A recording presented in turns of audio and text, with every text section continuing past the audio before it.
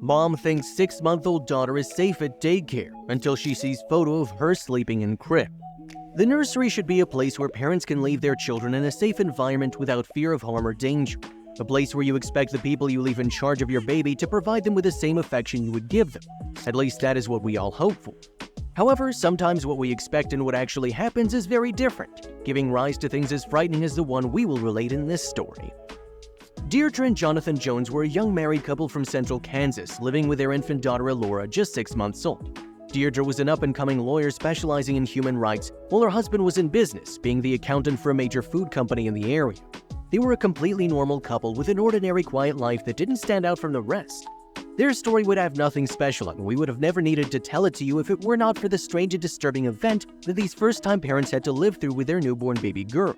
An unfortunate accident that could have ended in tragedy had it not been for the quick action of the authorities and the subsequent protest and awareness campaign carried out by the couple at a national level.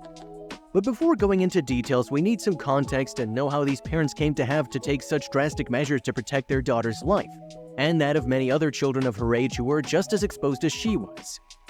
Dearra and Jonathan met at the University of Kansas while Jonathan was finishing his PhD in International Business Economics and Dearra was a senior in law school.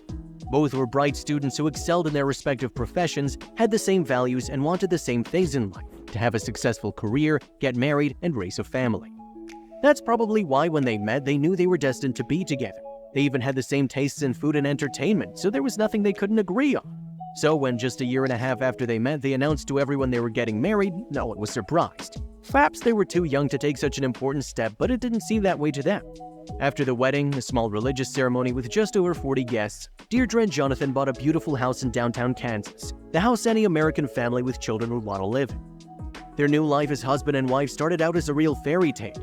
Jonathan got a good job as an accountant for a major company in the country, while his wife became a respected lawyer who fought to protect those in need.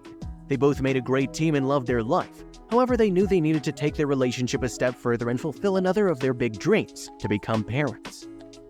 "I want to be a mother, Jonathan. I don't want to wait any longer. I want to start a big family with you, and I feel like we're ready to take the step. I think we always have been, but we've been putting it off for fear of getting it wrong or not being good enough. But I know we will be. I know you'll be the best father my children can have," Dearra said to her husband one night as they were having a quiet dinner on the terrace of their home. "I want that too, honey. There's nothing I'm more excited about than having a child with you and watching him grow up in this house." "Let's do it," said her husband, smiling and kissing her sweetly on the hand. It didn't take long for their wishes to become parents to come true, as just 4 months after that conversation, Dearra announced to her husband she was 3 weeks pregnant. The pregnancy was uneventful, and at 4 months gestation, the doctors told them they were going to be parents of a baby girl. The couple was very happy about the news and hurried to prepare everything for the arrival of the new member of the family, little Aora. Dearra had a really easy pregnancy, which allowed her to lead a practically normal life until almost the last month of pregnancy.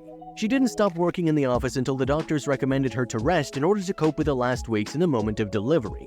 However, Dearra found it harder to stop being productive than you might expect for a new mother, and her husband had to beg her to rest until their daughter was born. "You can't keep working more than 8 hours a day or go to court in your condition. Look at you, you're about to give birth. I don't want my daughter to be born while the judge is ruling, honey. Listen to the doctors, and if you won't listen to them, at least listen to me, okay?" Jonathan pleaded with his wife with a certain tone of reproach for his wife's inability to prioritize her well-being and that of the child that was about to be born. Mrs. Jones eventually complied, and just 2 weeks later they happily welcomed their daughter Aora. The delivery was perfect and the baby girl was born in perfect condition. She was a beautiful baby with dark eyes and curly hair that her parents fell in love with from the first moment they met. The first months as first-time parents, however, were not as easy as they thought and caused their first marital crisis. Aora had a lot of colic that caused her not to sleep well at night. She wouldn't stop crying, and that made both Dearra and her husband end each day and each night exhausted and without the energy to face their respective obligations the next day. "We can't go on like this, Dearra. We need to get some sleep. It's clear this parenting thing isn't going as smoothly as we thought it would, and we have to accept that the time has come to ask for help. I know you don't like to do it. In fact, I don't think you ever asked for help, but there's a time for everything, honey. We can't go on like this. We should take the child to a daycare center." Mr. Jones proposed to his wife, hoping to find a solution that would allow them to rebalance their lives.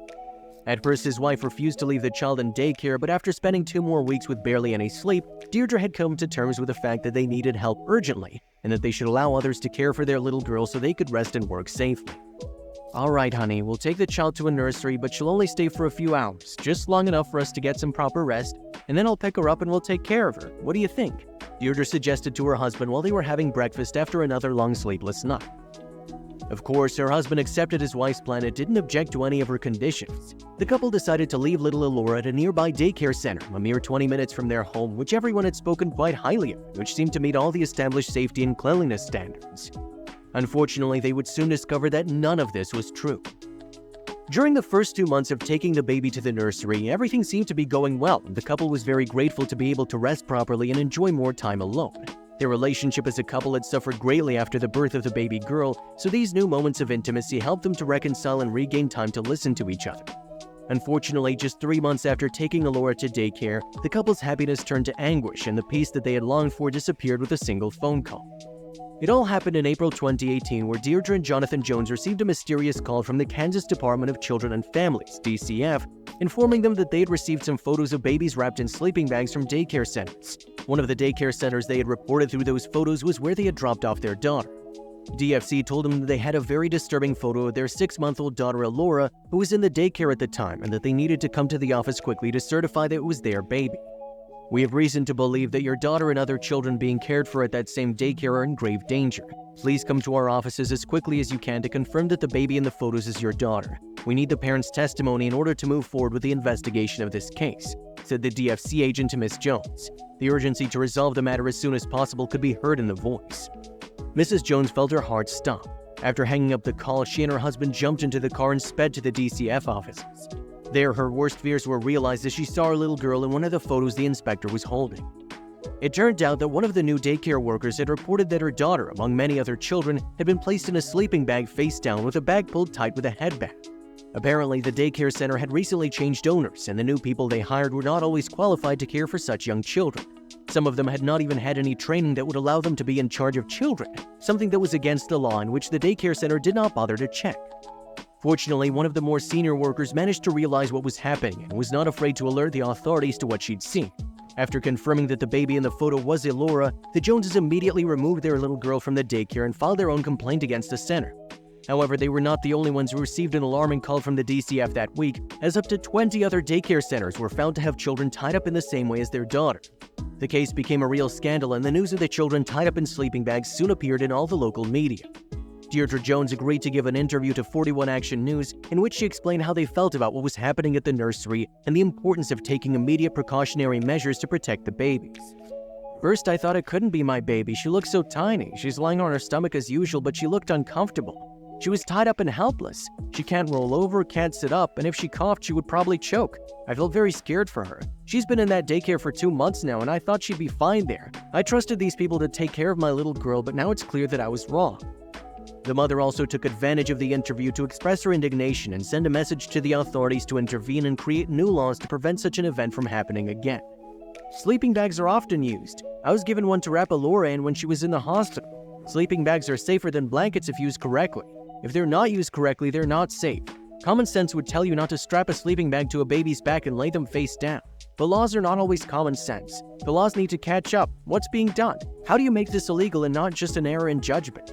Through training and strict control of the staff that worked in these centers, there's no other way to put an end to this problem," Jones said in front of the cameras with the usual determination that she as a lawyer used to show in all her cases. After the interview and the multiple complaints carried out by all the affected parents, the DFC carried out an in-depth investigation in which up to 4 daycare centers in the city were closed. For her part, Mrs. Dearra did not cease in her efforts to get the regulatory authorities to change the current legislation to ensure that the children in the nurseries were safe and well cared for. Her fight went viral on social media, where she accumulated hundreds of thousands of followers who supported her and praised her courage to raise her voice against an inefficient system. It was not easy, and she had to deal with many inconveniences, but after several months of struggle in the courts, the lawyer and mother Dearra Jones obtained the approval of a new statute that would ensure the control of accredited personnel for the care of babies in nurseries. The courage she showed to guarantee the safety of her daughter and that of the rest of the babies, whom, like her, thousands of parents leave every day in the care of complete strangers, is the proof of justice that continues to exist. Did you like this touching and surprising story? If so, we invite you to leave us a comment expressing your opinion. If you want to continue enjoying inspiring stories like this one, subscribe to our channel or check out the other videos shown at the bottom of the screen. Thank you for your cooperation.